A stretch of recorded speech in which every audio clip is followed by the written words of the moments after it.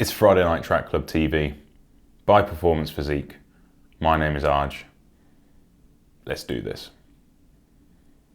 Let's get into this. That's what they all say, isn't it?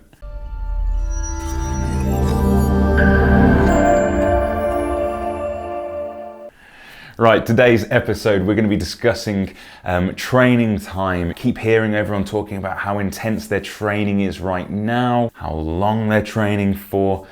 Let's be honest, adaptation, it's about training smart and training hard. Training is all about working at a level of intensity that causes progressive overload. So basically, you're pushing yourself. You have to plan out a week of training. Don't plan a session of training. If you plan out a week of training, you can moderate training intensity and training load. So that basically means that you can get the most out of your training. If you're training in the weights area, particularly if you're training nervous systems, so you're doing a lot of heavy lifting, goes through your spine, you will have central nervous system fatigue. CNS fatigue basically occurs quite early on, so you would probably be able to manage 6 weeks of heavy weight lifting and lots of intensity before you need a rest period. Easy way to test for this that I was always taught is grip strength. If you notice that your grip strength is dropping, reducing, and therefore you think, I probably need to address this, let's have a rest, then you're smart. If you carry on going and you've noticed your grip strength dropping, I'm going to let you know a little secret.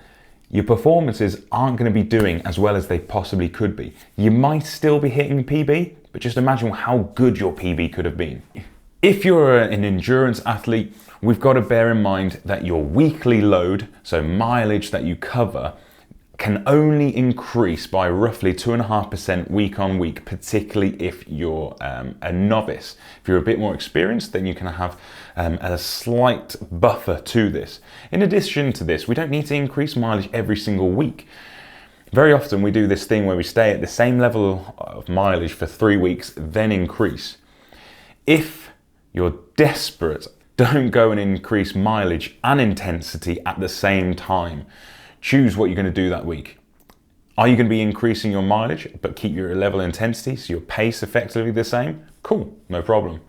Or are you going to be increasing your pace and intensity but keep that mileage the same? I don't know if I said that one twice actually just then. Basically, choose one of them.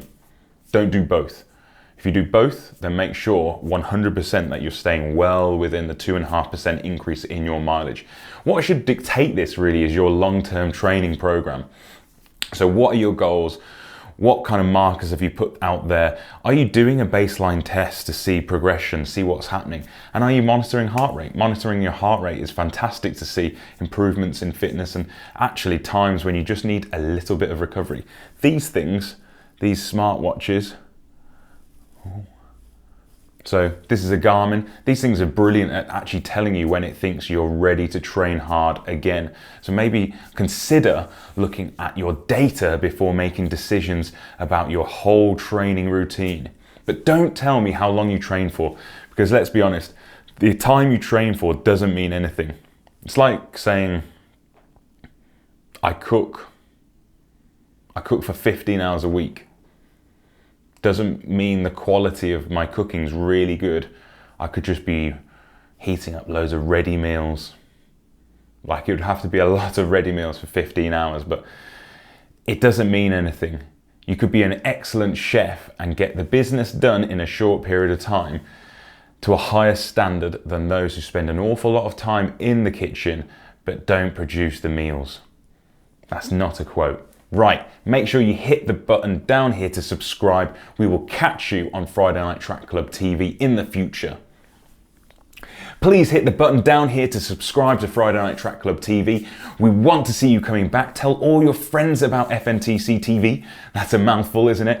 You can like us on Facebook, that's Performance Physique, and on Instagram, performance_physique. Or why not drop us an email, info@performancephysique.co.uk. Thanks for watching. My name is Arj. This is Performance Physique.